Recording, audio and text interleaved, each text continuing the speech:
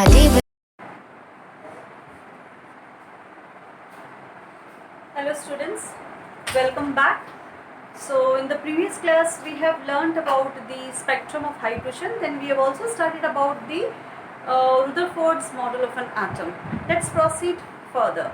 So in the previous class we had learned about the spectrum of hydrogen, and we saw that different lines were obtained, a series of lines were obtained in the UV region, visible region and the infrared region for hydrogen spectrum. Now the series of lines in the UV region were called as the Lyman series, and the series of lines in the visible region were called as the Balmer series, and the series of lines in the infrared region were called as the, in the infrared region there were three types of series of lines, that is the Paschen series, bracket series and the Pfund series. This all we have studied, that is this was included in the spectrum of hydrogen that we have already studied in the previous class. If you are not clear with it, you go back to the previous video and you just be clear with this idea. Now, as we have already seen the spectrum of hydrogen, now this posed a greatest problem to the Rutherford's model. We come back to the Rutherford's model, that is the defects of the Rutherford's model.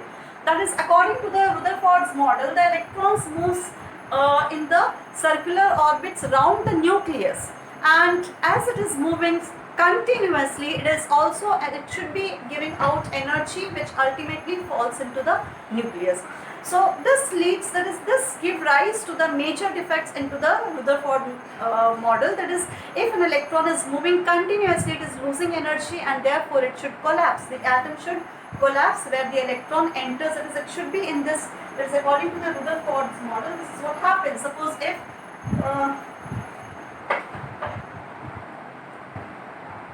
this is the nucleus,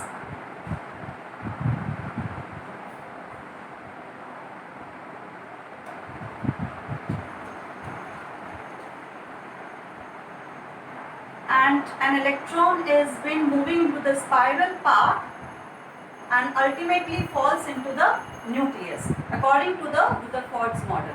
Because it's continuously losing energy, so obviously it falls down, and that is, it falls into the nucleus following a spiral path. This leads to the collapse of an atom. This was according to the Rutherford's model. This was one of the major drawback, that is stability of the atom.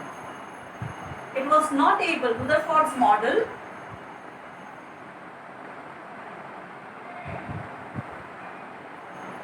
was not able to explain. There is two things it was not able to explain, that is stability of the atom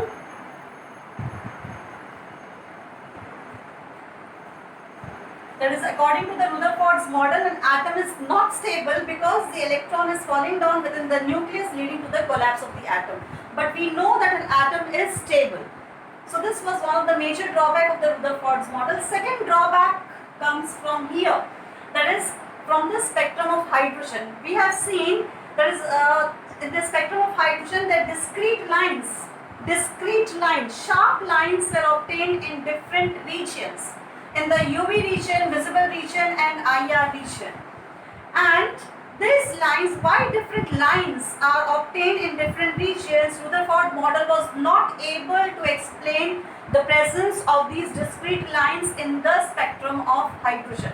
According to the Rutherford's model, the electron is moving continuously, losing energy, and therefore it should have given a continuous spectrum. That is, means continuous lines should have obtained instead of the discrete lines in different regions.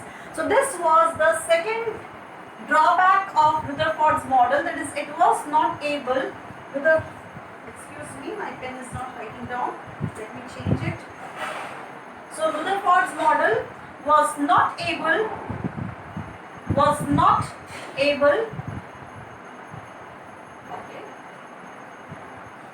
to explain the presence of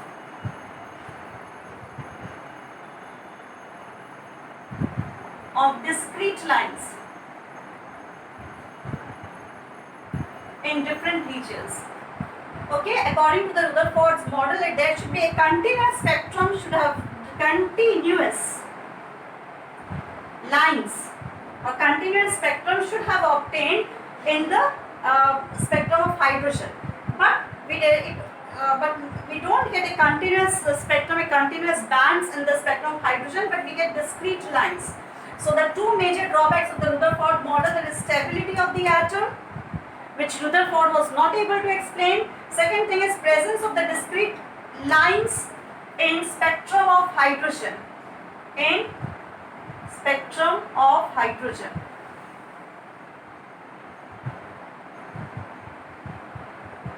So these were the two major drawbacks of the Rutherford's model, because of which it was discarded.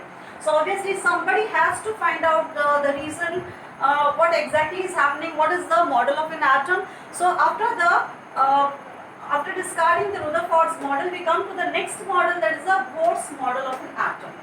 So I'll just rub this particular part because we don't need it anymore longer. We don't need it.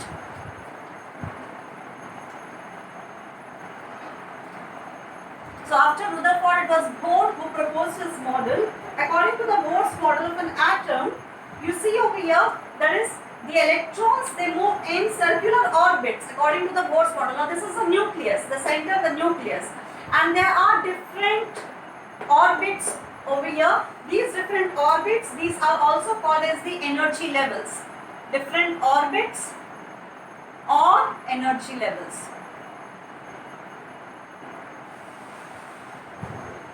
That is the electrons. Electron will not move anywhere in the center. Look here, electron will be moving in a particular energy level. This or this or this or this or this. Or in different, these energy levels, these are also called as the orbits. Now these energy levels, they have been given different names, such as the first energy level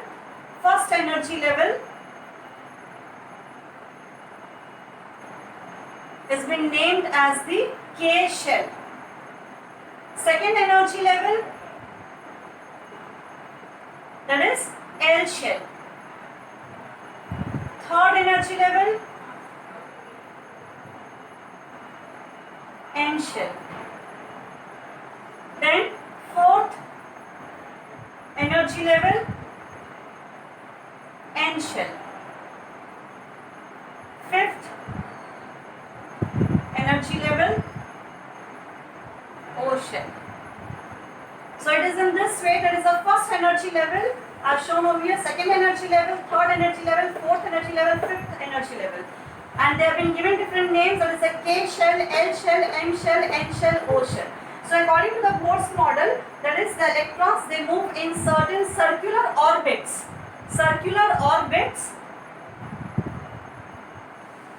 Or which are also called as the energy levels. The name or different energy levels are been given as a K shell, L shell, M shell, N shell, O shell.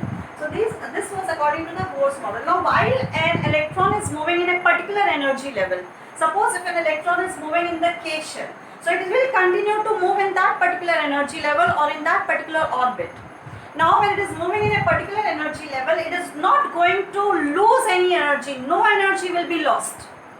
No energy will be gained. So it means what? There will not be any change in the energy as far as an electron is moving in a particular energy level, or as far as the electron is moving in a particular circular orbit. No change in the energy will take place. Suppose an electron is moving into the M shell. So it will continue to move into the M shell, and it will be having a fixed energy. That means each energy level is associated with a fixed amount of energy. Every shell, the electron moving into every shell is having some fixed amount of energy. So these energy levels, these are also called as the stationary energy states.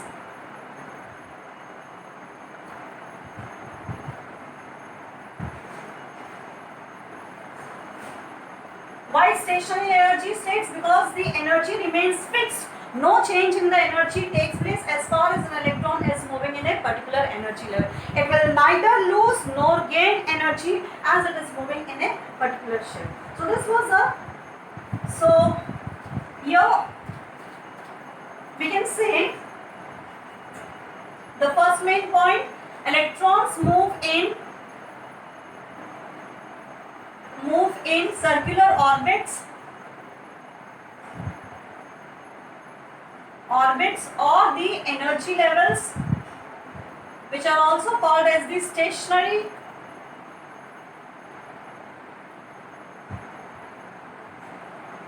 energy levels. Okay. Second point is that while moving in a particular energy level, energy remains fixed. So we can say in a particular orbit or in a particular shell or in a particular energy level,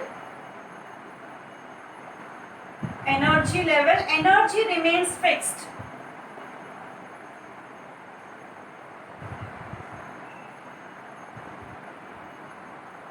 No change in the energy takes place.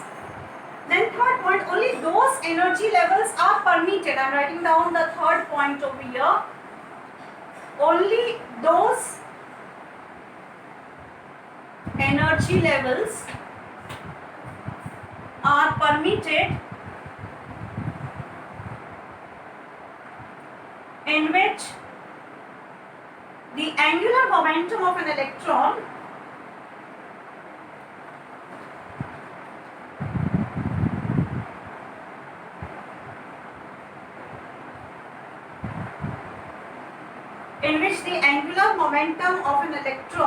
is an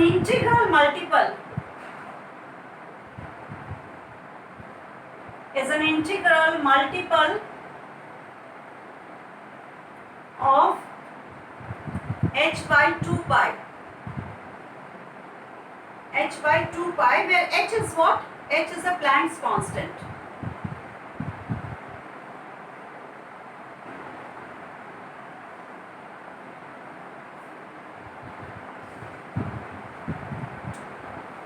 Okay. I'm writing down with this green pen because again this ink has got over. So excuse me, students. Where h is equals to Planck's constant. Let me just replace the pen.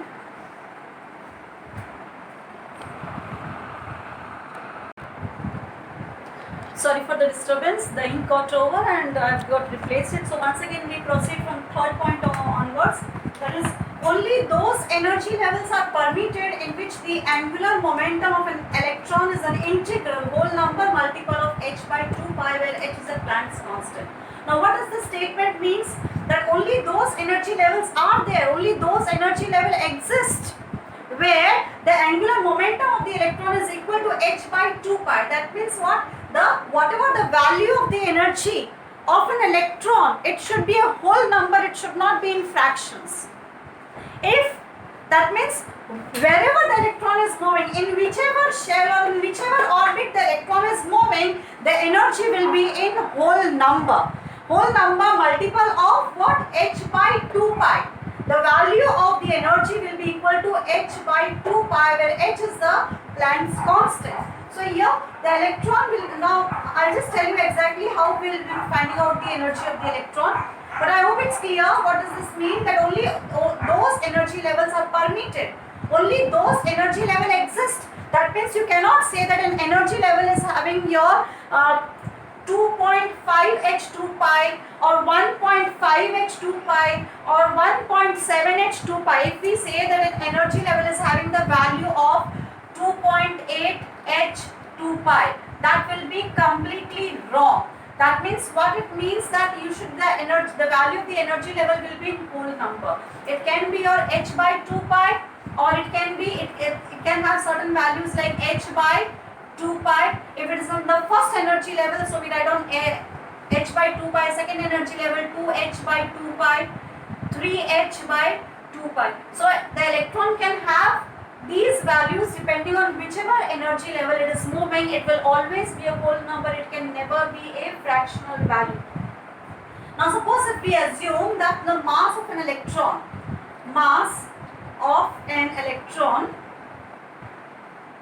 let us represent by m, velocity that is with which the electron is moving, velocity is equals to v, and radius of an orbit, that is, or the radius of the energy level, let us represent, or the radius where it has been moving, let us represent by r. So we can say angular momentum of an electron. I repeat once again, mass of an electron m, velocity with which the electron is moving, that is v, and let the radius of the electron be r. So therefore angular momentum of the electron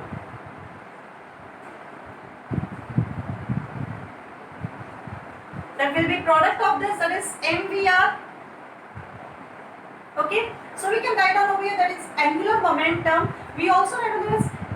We also got a value that is only those energy levels are permitted in which the angular momentum of an electron is an integral multiple of h by 2 pi. Angular momentum we also get it as mvr, that is product of mass into velocity into radius of the electron, where r is the radius of the electron, that is wherever the electron is moving, whether in the k shell, l shell, m shell, whichever shell the electron is moving, but it should be having a particular radius. So look here, we can write down over here that is mvr is equals to nh by 2 pi. Now what is n? N can be of 1, 2, 3, 4, 5. That is n is equals to 1, 2, 3, 4, 5 and so on. N depends upon the value of the energy level. N is what? The number of the energy level. If it is in the first shell, the value of n will be 1. If it is in the second shell, the value of n will be 2. If it is into the third shell, the value of n will be 3. If it is in the fourth shell, that is over here, the value of n will be 4. If it is in the fifth shell, the value of n will be 5 and so on. So here the electron can have the values such as h. If we substitute over here, that is angular momentum, it will be what? If it is 1, it will be h by 2 pi. If it will be second in the energy level, so 2h by 2 pi. If it is in the third energy level, 3h by 2 pi. 4h by 2 pi. If it is in the fourth energy level, fifth energy level, 5h by 2 pi and so on. That is, the electron will be having a particular value, that is no fractional values of the electron will be there. Okay, so next point, so first, second, third, the remaining points I am writing down on the top over here.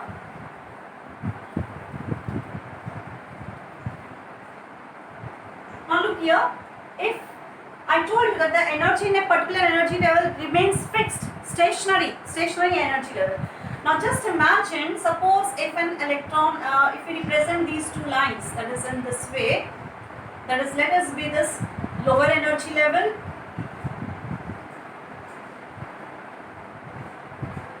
or let me write down over here.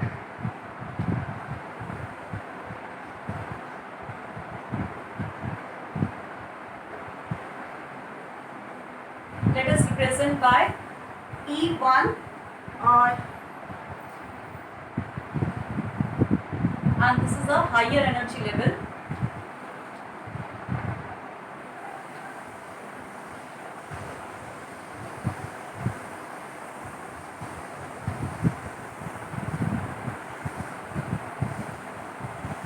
That is E2.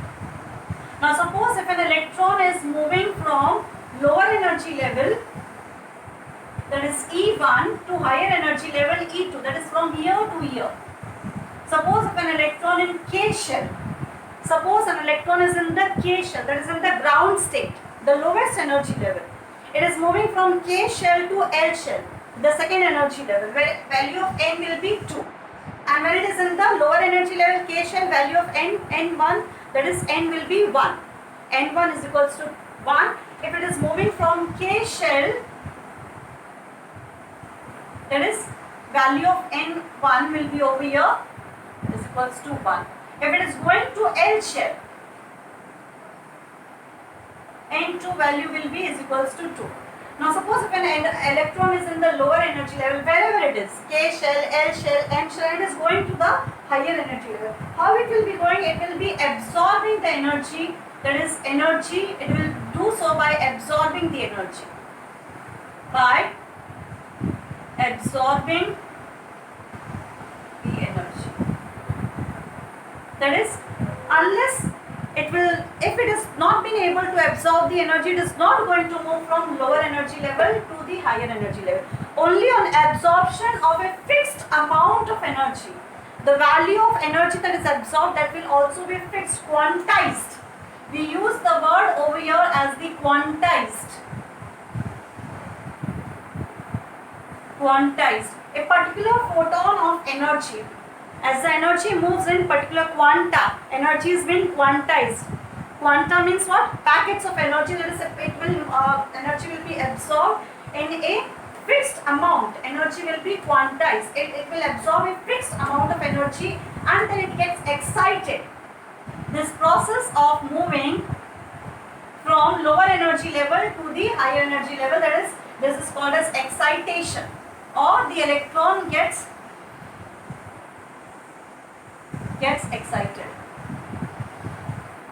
Okay, from lower energy level to the higher energy level. Now difference in energy will be given as that is energy absorbed. We can write down over here energy absorbed.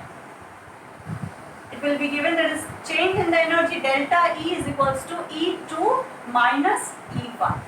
Suppose if this is your E1, lower energy level is E1, higher energy level is E2. Difference in the energy, that is how much energy that is in absorbing, that is E2 minus E1 will give us the energy absorbed. Now at the same time it can also happen, suppose if an energy or the electron is in the higher energy level, that is E2, and from here it is coming back to the lower energy level, that is E1. Okay, then it will do so by losing the energy. So energy will be emitted. Energy will be emitted in this particular case. Energy will be emitted, and we can write down that is delta E is equals to, let us represent this as E2 dash and E1 dash, that is E2 dash minus E1 dash. And this process where the electron is moving from higher energy level to the lower energy level, we call this as de-excitation. De-excitation, that is movement from lower energy level to higher excitation, and movement from higher energy level to the lower energy level, this is called as the de-excitation. And both these together, that is movement of an electron from lower energy to higher energy, from higher energy to the lower energy, this we call this as transition of an electron. Transition of an electron. So transition is a general term that we use whether the electron is getting excited or whether the electron is getting de-excited. Whether the electron is undergoing excitation or whether the electron is undergoing de-excitation, we use a general term that is a transition. Both these together, that is called as a transition of an electron. We can say transition of an electron from the fourth energy level to the third energy level, or we can say transition of an electron from the second energy level to the fifth energy level. So this transition word is common for both of them. Okay, so we can see over here that is a fixed amount of energy, that is energy is always quantized when an electron jumps from the lower energy level to the higher energy level. Now what exactly happens is that when an energy is in the lower energy level, we call that an electron is in the ground state. If it is in the K shell, if an electron is in the K shell, it is in the ground state, where the electron is in the ground state, the lowest energy level. Clear? When it is only by absorbing the energy, a fixed amount of energy, quantized energy, it will move on to the higher energy level, that is the transition will take place. Now when it goes to the higher energy level, it remains over there for some time. Now that some time is how much? That some time is, that is 10 raised to minus 8 seconds. It remains in the higher energy level only for this particular time. That is 10 raised to minus 8 seconds, and then it has to fall back. It will come down to the energy level from where it has gone up over here. Clear? So these are the four, we can say, the points in the Bohr's model. There is an energy is always quantized. The fourth point I'll write down over here. Energy is always quantized.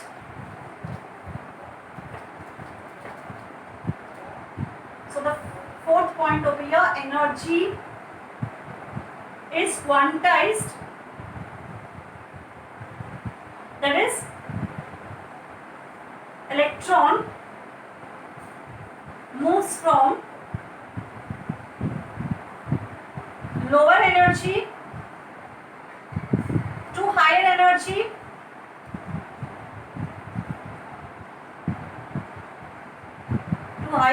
level, lower energy level, from lower energy level to higher energy level by absorption of energy, by absorption of a fixed quantum of energy.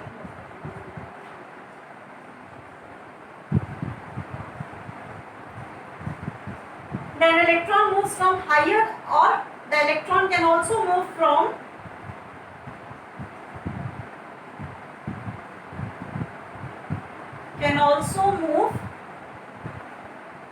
higher to lower energy level, from higher energy level to lower energy level,